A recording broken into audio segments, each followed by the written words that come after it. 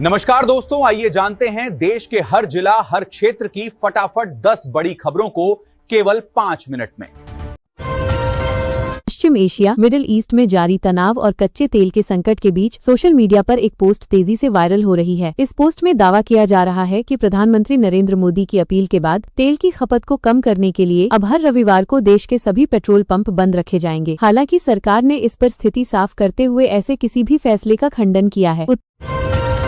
उत्तर प्रदेश सरकार ने गन्ना किसानों को लेकर एक बड़ा आंकड़ा जारी किया है। सरकार के दावों के अनुसार वर्ष 2017 से लेकर अब तक राज्य के गन्ना किसानों को 3.21 लाख करोड़ रुपए से अधिक का रिकॉर्ड भुगतान किया जा चुका है, जो किसानों के लिए एक बड़ी राहत है। राज्य के सड़क नेटवर्क को और मजबूत करने के लिए उत्तर प्रदेश सरकार 4 नए लिंक एक्सप्रेसवे प्रोजेक्ट्स पर तेजी से काम कर रही है। इस परियोजना का मुख्य उद्देश्य आगरा एक्सप्रेसवे और पूर्वांचल एक्सप्रेसवे को आपस में जोड़ना है, जिससे पश्चिमी और पूर्वी उत्तर प्रदेश के बीच आवागमन बेहद सुगम और तेज हो जाएगा।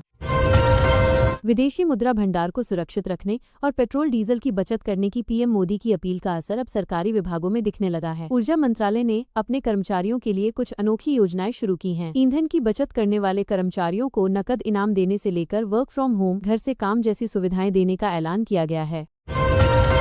यूपी के संभल जिले के असमोली क्षेत्र गांव ओवरी से एक दुर्लभ और सुखद मामला सामने आया है। यहां एक 24 वर्षीय महिला ने अपनी पहली डिलीवरी में 4 बच्चों को जन्म दिया है, जिसे लोग कुदरत का अनोखा चमत्कार मान रहे हैं। रेलवे रिक्रूटमेंट बोर्ड आरआरबी ने असिस्टेंट लोको पायलट एएलपी भर्ती 2026 का आधिकारिक नोटिफिकेशन जारी कर दिया है। इस भर्ती अभियान के तहत देश के अलग अलग रेलवे जोन में कुल 11,127 पदों पर नियुक्तियां की जाएंगी, जो 10वीं पास युवाओं के लिए एक सुनहरा मौका है।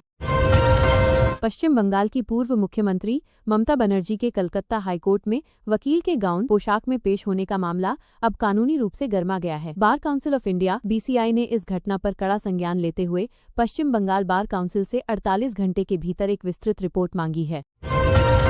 ईरान इजरायल संघर्ष और वेस्ट एशिया के तनाव को देखते हुए आम जनता में यह डर बना हुआ था कि कहीं भारत में ईंधन की राशनिंग सीमित सप्लाई न शुरू हो जाए। इस मामले पर सरकार ने स्थिति पूरी तरह स्पष्ट कर दी है और नागरिकों को घबराने की जरूरत नहीं है।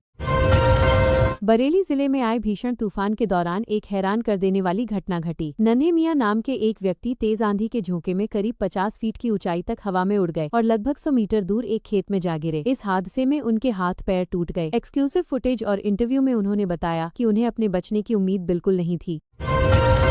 आईपीएल 2026 के एक बेहद रोमांचक मुकाबले में मुंबई इंडियंस एमआई ने पंजाब किंग्स को 6 विकेट से हरा दिया। हालांकि इस जीत के बाद मुंबई के एक दिग्गज खिलाड़ी द्वारा गाली गलौज करने के मामले को गंभीरता से लेते हुए बीसीसीआई ने सख्त एक्शन लिया है।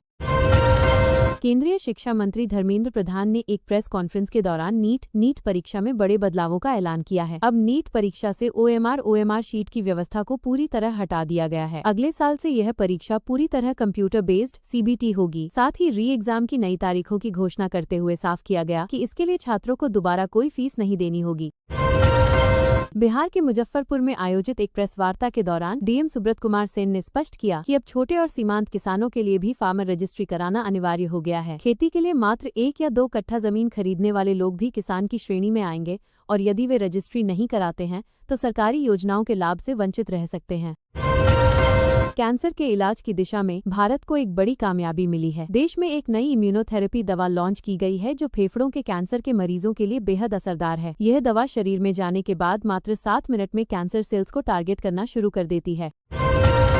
बिहार की प्रसिद्ध लोक गायिका और अब बीजेपी विधायक मैथिली ठाकुर का एक वीडियो सोशल मीडिया पर खूब तारीफ बटोर रहा है। इंस्टाग्राम पर कचरे को लेकर मिली एक शिकायत पर उन्होंने तुरंत एक्शन लिया और सफाई करवाई, जिससे बिहार के लोग उनकी कार्यशैली के मुरीद हो गए हैं। Employees provident fund organisation EPFO देश के करोड़ों नौकरीपेशा कर्मचारियों के लिए एक बड़ा बदलाव करने जा रहा है। आने वाले दिनों में पीएफ के पैसों की निकासी विड्रॉवल प्रक्रिया को और भी ज्यादा सरल और सुगम बनाया जाएगा। आज की खबरों में बस इतना ही। देश और दुनिया की ताजा अपडेट्स के लिए देखते रहिए हमारा चैनल। नमस्कार।